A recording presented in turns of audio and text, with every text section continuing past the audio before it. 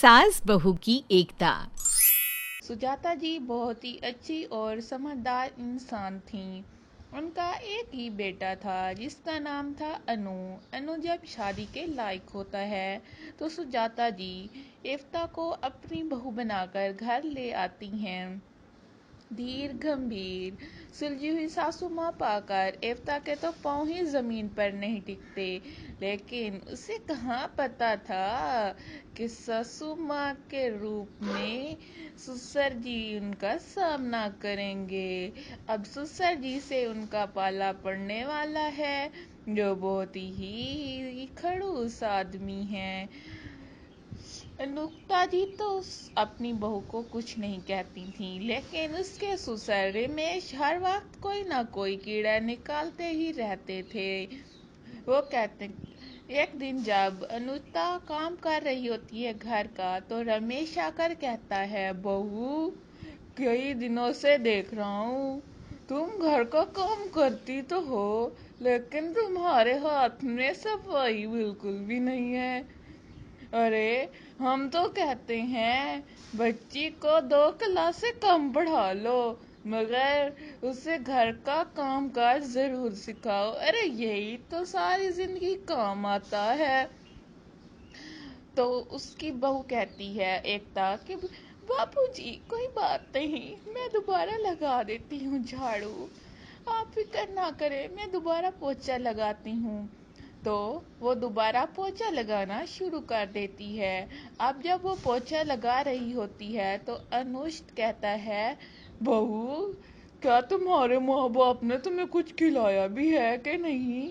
अरे जरा घिस के पोछा लगाओ, ऐसे लगता है जैसे हाथ में जैसे शरीर में ताकत ही नहीं। अब बेचारी 2 दिन पहले आई बहू रगड़ रगड़ कर पोछा लगा रही है। जब अनुष्का की सास देखती है तो वो दौड़ी चली आती है और अपने शौहर से कहती है, नहीं मैं ऐसा करती हूँ, तेरे सास पड़ोसी 2-4 घरों में काम के लिए भेज देती हूँ, सारा दिन पोछा घिसेगी तो क्या पता आपकी पसंद का पोछा लगाना आ ही जाए।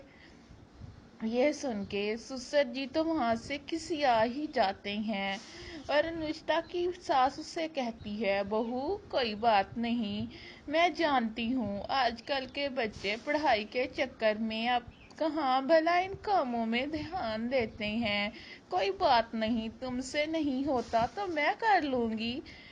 अब कुछ ही दिन गुजर जाते हैं और श्वेता का उसका ससुर बिल्कुल ऐसे ही उसकी आगे पीछे काम में कीड़े निकालता ही रहता है। वो तो उसका जीना ही हराम करके रखा होता है।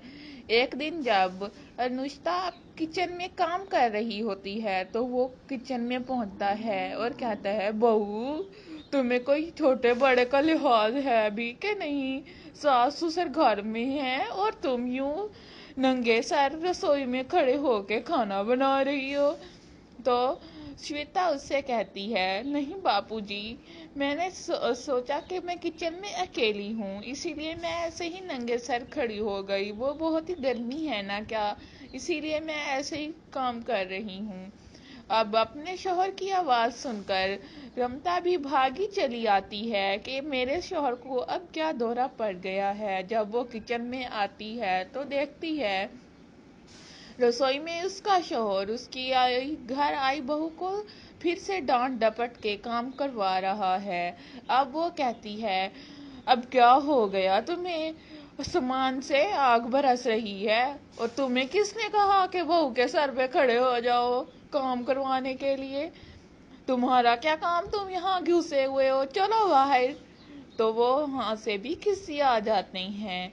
अब ऐसे ही चलता रहता है। अब कुछ दिन गुजर जाते हैं तो वो हर वक्त कहता है, लगता है तुम्हारे माँ बाप से बात करनी ही पड़ेगी। हर वक्त की धमकी सुनकर उसकी सास बहू की प्लानिंग के मुताबिक वो अपने माँ बाप को घर बुला लेती है और رمیش جی کی اچھی خاصی کلاس ہوتی ہے، لیکن وہ اپنے ماں باپ کو یہ نہیں بتاتی کہ میرا سسر میرے ساتھ کیا سلوک کرتا ہے، اور ان کی ہمیشہ تعریف ہی کرتی ہے، اور اس بات پر رمیش بھی اپنی بہو سے معافی مانگتا ہے اور سب ہنسی خوشی رہنے لگتے ہیں۔